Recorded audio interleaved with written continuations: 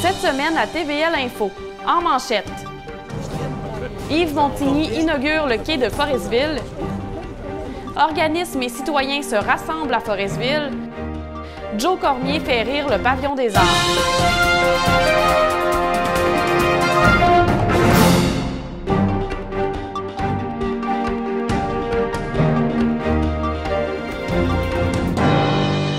Les travaux de la phase 1 de la réfection du quai de Forestville sont enfin terminés. Il était donc l'occasion d'inaugurer l'infrastructure fraîchement rénovée, un moment attendu par la mairesse Micheline Anctil. Voici mon reportage. Ayant été l'hôte de travaux importants d'avril à octobre, le quai de Forestville est maintenant rénové et prêt à participer au développement économique de la ville. Le député de René Lévesque, Yves Montigny, a inauguré les nouvelles infrastructures portuaires le 23 octobre. Il ne fait aucun doute que le quai de Forestville est un levier de développement économique pour la ville, mais le quai de Forestville est sans contredit un levier de développement économique pour l'ensemble des citoyens et des communautés de la Côte-Nord. En plus d'assurer la rétention des utilisateurs actuels, la modernisation du quai favorisera à terme l'implantation de nouvelles entreprises et d'industries créatrices d'emplois qui pourront bénéficier d'une localisation extrêmement stratégique ici à Forestville. Selon M. Montigny, l'annonce du projet est un bel exemple des possibilités de la vision maritime du gouvernement du Québec qui vise à augmenter la performance, la compétitivité et la pérennité des ports. Elle veut aussi favoriser le recours au transport maritime beaucoup plus que d'autres transports qui émettent plus de GES, le tout dans une perspective de mobilité durable. Quand on travaille au maximum avec le transport maritime, comme on voit ici aujourd'hui, c'est beaucoup de camions en moins sur nos routes. C'est beaucoup moins de risques d'accidents routiers. C'est aussi beaucoup moins d'argent pour entretenir les routes parce qu'on priorise un transport beaucoup plus efficace. De son avis, la modernisation du quai de Forestville, tout comme la vision maritime, permet de tirer profit des nombreuses ressources naturelles de notre région ainsi que d'exploiter davantage le potentiel de notre fleuve Saint-Laurent. C'est rempli de joie et avec l'émotion dans la voix que la mairesse de Forestville, Micheline Anctil, a pris la parole devant les élus, membres du personnel municipal et médias rassemblés pour l'inauguration. C'est un grand jour parce que c'est une étape importante qui nous permet d'envisager un avenir prometteur. Il faut avoir ce quai pour brasser des affaires.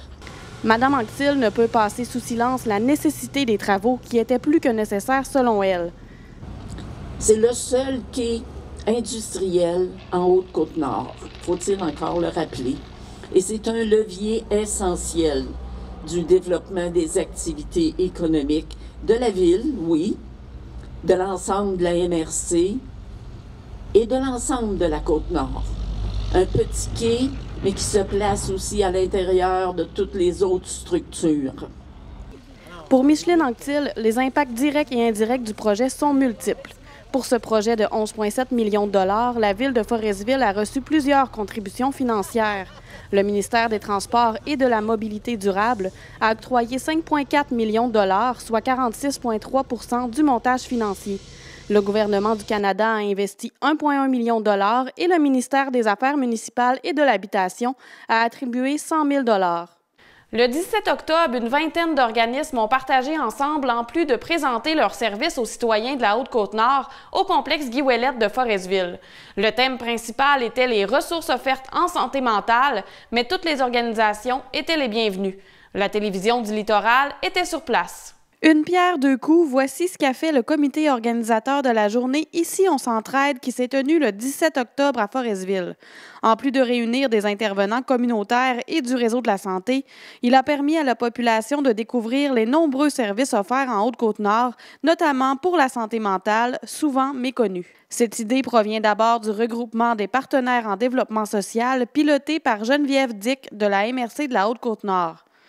Les membres ont sorti comme besoin de combiner une journée où les intervenants communautaires et du réseau de la santé puissent se parler tout en invitant les gens à créer des liens avec ceux qui offrent les soins.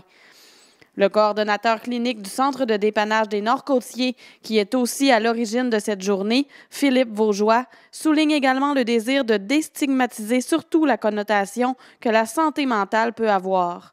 Au départ, l'activité se destinait particulièrement aux services en santé mentale pour en parler de façon positive.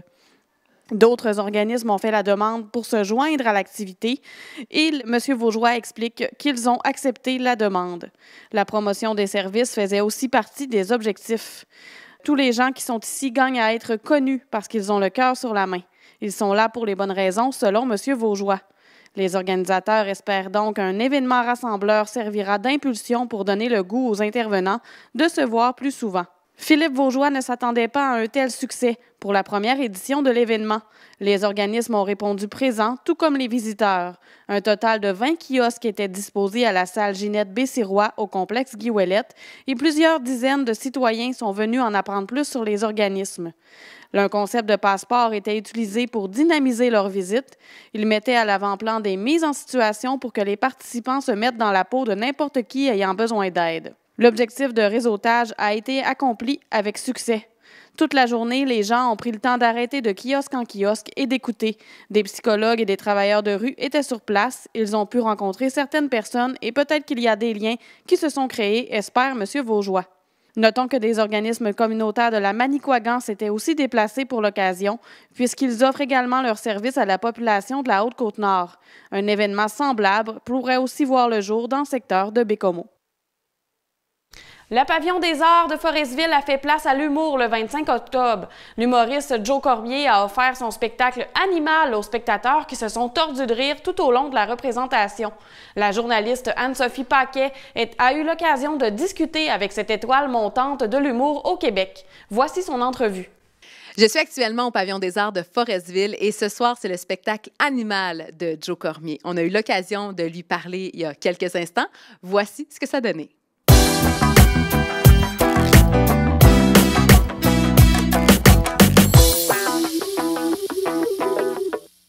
Salut Joe Cormier, comment ça va? Ça va bien, toi? Ça va tellement bien. Merci de prendre le temps de nous jaser avant ton spectacle. C'est moi qui vous remercie de prendre le temps de me jaser avant mon spectacle.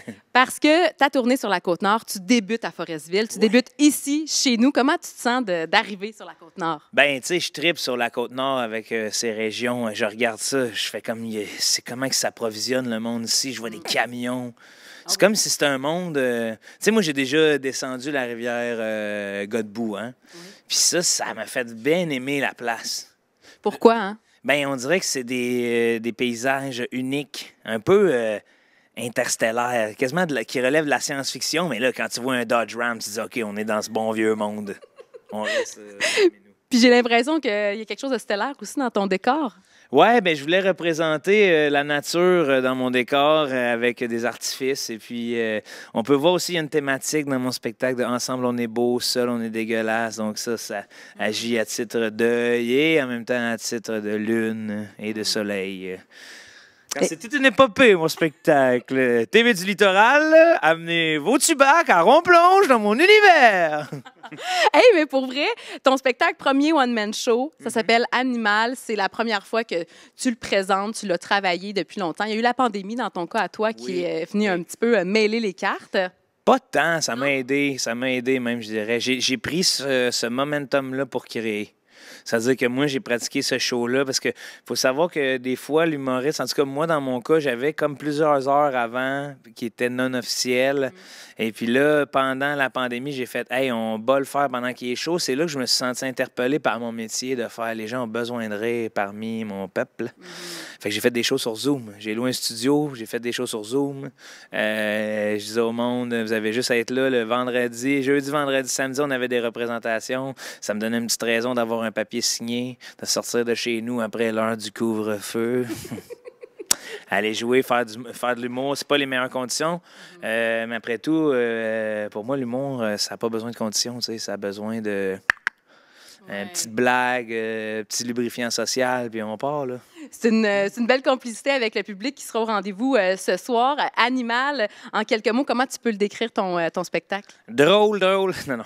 Je l'aime, Animal. C'est un bon premier spectacle, selon moi, parce qu'il ne rentre pas dans les spectacles où on ne fait que parler de soi. Il y a bien des premiers spectacles où on fait que parler de soi, de je viens de là. Moi, j'ai préféré parler de l'humain à travers l'animal, parce que je pense qu'on est des animaux, puis que des fois, on oublie cette partie-là de nous. Fait que Animal, c'est un petit plaidoyer pour l'humanité livré par un beau-frère garagiste. Bien dit, on a hâte de voir. Merci, on t'accueille, bienvenue sur la Côte-Nord, puis merci d'avoir pris le temps, Joe Cormier. Merci à vous.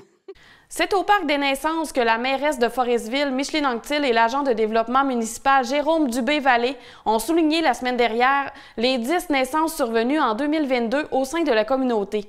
Les naissances de 2022 enregistrées au Parc des Naissances sont celles de Billy Forêt, Renaud Forêt, Flora Gay-Tremblay, Élie Langelier, Léa Lévesque, Malcolm Roussel, Rosa-Rose Roussy, Cédric Bouliane-Tremblay, Caleb Tremblay et Sam Tremblay. Depuis l'inauguration du parc en 2017, un arbre est planté annuellement en ces lieux et chaque nouveau-né reçoit un petit arbre pour souligner son enracinement dans la communauté. De plus, une plaquette avec le nom des enfants de chaque année est ajoutée au panneau commémoratif. Par cette action, le conseil municipal désire démontrer que la bienveillance à l'égard des jeunes citoyens est au cœur des priorités. Le Parc des Naissances est une initiative qui découle de la politique familiale municipale. Les plants d'arbres remis aux nouveau-nés sont une gracieuseté du centre sylvicole de Forestville. Cette année, c'est un arbre fruitier, un beau pommier Cortland, qui viendra s'ajouter aux arbres des années précédentes. Les personnes sans domicile fixe ne vivent pas toutes à Montréal ou Québec. L'itinérance est un enjeu en Haute-Côte-Nord alors que 16 cas ont été recensés depuis janvier. La Nuit des sans-abri était l'occasion de leur donner une voix. Pour une première fois, la Nuit des sans-abri était organisée le 20 octobre en Haute-Côte-Nord à Forestville, là où on retrouve le plus de problèmes d'itinérance sur le territoire. Sur les 16 cas listés, 13 concernent des Foresvillois.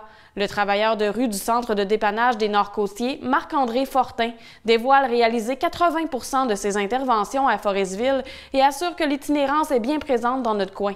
Selon ses expériences, ce sont des gens qui se font mettre dehors de leur logement, sur l'aire sociale, des gens qui ne trouvent pas de logement puisqu'ils n'ont plus de nom dans la ville pour travailler ou pour se trouver un logement.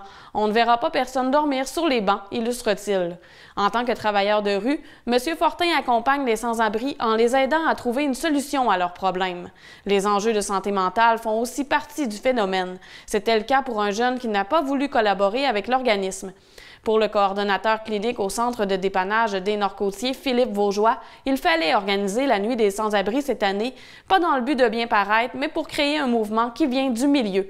Le coordonnateur souligne que dans la région, on fait face plutôt à de l'itinérance cachée. La pénurie de logements fait aussi partie de la problématique. L'événement en est à sa 34e édition au Québec et se veut une façon de sensibiliser à l'itinérance. Organisé par le Centre de dépannage des Nord-Côtiers en collaboration avec la Ville de Forestville, les pompiers et le motel 4 saisons, l'événement a rassemblé une vingtaine de personnes. C'est en présence d'une trentaine de représentants d'organisations que la Télévision du Littoral a inauguré son studio en hommage à Paul Pigeon le 19 octobre. Fondateur de la télévision communautaire de Forestville, M. Pigeon a toujours cru en son potentiel et en son avenir. L'heure était à l'émotion lors du 5 à 7 organisé pour présenter les nouveaux décors et la nouvelle vision de la télévision du Littoral. Plusieurs intervenants ont pris la parole pour souligner l'homme extraordinaire qu'était Paul Pigeon, notamment pour le développement de projets un peu fous, disaient certains. Marc-André Allé, ancien caméraman et journaliste pour la télévision du Littoral, est un de ceux qui restent marqués par le dynamisme et la vision sans limite de Paul Pigeon. Mais Paul, c'était un idéaliste. C'était un gars qui aimait tellement dire « on va faire ci, on va faire ça ». Moi, j'imagine que dans 3 ans, là, on va avoir tout ça. Je ne peux pas énumérer tout ce qu'il nous avait dit à l'époque, mais ça s'est fait, ça s'est fait. Il embarquait tellement le monde. Les jeunes de ma génération, j'avais 22 ans à l'époque, là. Puis Jean en avait peut-être 25, je ne sais pas. Alors, il y avait le tour de nous embarquer dans ces projets de fous, que je peux dire, mais des beaux projets de fous. Il a d'ailleurs raconté les débuts de l'organisme qui a commencé dans un petit local sur la 1er avenue avec très peu d'équipement. De son côté, la mairesse Micheline Anctil a partagé bon nombre de souvenirs vécus avec M. Pigeon. Je l'ai connu, Paul, longtemps. Il a travaillé à la ville comme agent de développement. C'était un grand communicateur. C'était un grand agent de changement. Il n'y avait pas d'obstacle devant lui. Il n'y avait que des défis. Il allait chercher les gens, il allait chercher les ressources. Il y avait du charisme. On ne pouvait pas dire non à Paul. Hein? Alors, on embarquait avec lui, puis oui, des fois dans ses folies, puis c'était parfait. On était tous jeunes et un peu fous. Bon. Alors, il a marqué la communauté, Paul. Hein? À toutes ses étapes de vie, dans tous ses projets, les gens se souviendront d'un grand citoyen. Et d'être là aujourd'hui avec vous pour l'honorer, ben écoutez, c'est un honneur que vous me faites et cette invitation-là, chaleureusement, je l'accepte et je suis très heureuse de lui rendre hommage. Finalement, pour conclure la cérémonie, un court vidéo a été présenté aux gens présents pour rappeler les débuts de la télévision du littoral. On y voyait Paul Pigeon expliquer son projet, tout comme plusieurs intervenants dans le dossier, dont Gertrude Duchesne et Jacques Ross. J'ai toujours été convaincu que la télévision communautaire deviendrait ce qu'elle est aujourd'hui et serait ce qu'elle sera demain. En ce sens que je n'ai pas de limite aux ambitions que j'ai envers la télévision communautaire, personnellement en tout cas. Je vois ça très, très grand, la télévision communautaire. Je vois même ça sur toute la Haute-Côte-Nord. On pourrait aller jusqu'à desservir toute la Haute-Côte-Nord. Parce que, après avoir travaillé là-dedans pendant 5 ans, j'avais déjà cette idée-là à la base. C'était fondamental pour moi d'au moins avoir un média de communication local. Puis tout au long des années, on s'est rendu compte qu'on est carrément rejeté par les médias traditionnels, c'est-à-dire qu'on nous oublie carrément. La Haute-Côte-Nord est inexistante sur la carte des communications au Québec. Et pour moi, c'est une motivation supplémentaire à nous donner les moyens, les arguments, les structures pour faire notre propre télévision. Personne ne veut en faire pour nous, alors nous, on va s'en faire de la télévision pour nous. Puis, naturellement, je ne peux pas m'exprimer au nom de gens qui ont travaillé pour nous, qui ont participé à la création du projet, mais je dois vous dire qu'il fallait une bonne dose d'optimisme et même, je pense, il fallait avoir les yeux bouchés pendant assez longtemps pour continuer à travailler à une entreprise comme ça, parce qu'il y a de grands bouts de temps là, où on s'est demandé vraiment si on allait passer à travers. On a atteint le fond du tiroir à certains moments où vraiment on devait produire, on n'avait plus ni l'argent pour le faire, ni même les moyens techniques pour le faire, soit que les équipements qu'on avait à ce moment-là étaient défectueux, on avait eu des problèmes. Donc on a atteint là, des creux dans le désespoir assez important. Mais tous ceux qui y ont participé, qui soient bénévoles, qui a été rémunéré, qui l'aient fait d'une façon directe ou indirecte, ces gens-là ont toujours fait preuve d'un optimisme absolument inébranlable. Ça a été, je pense, merveilleux de travailler avec ces gens-là. C'est ce qui met fin à ce bulletin d'information. À la semaine prochaine.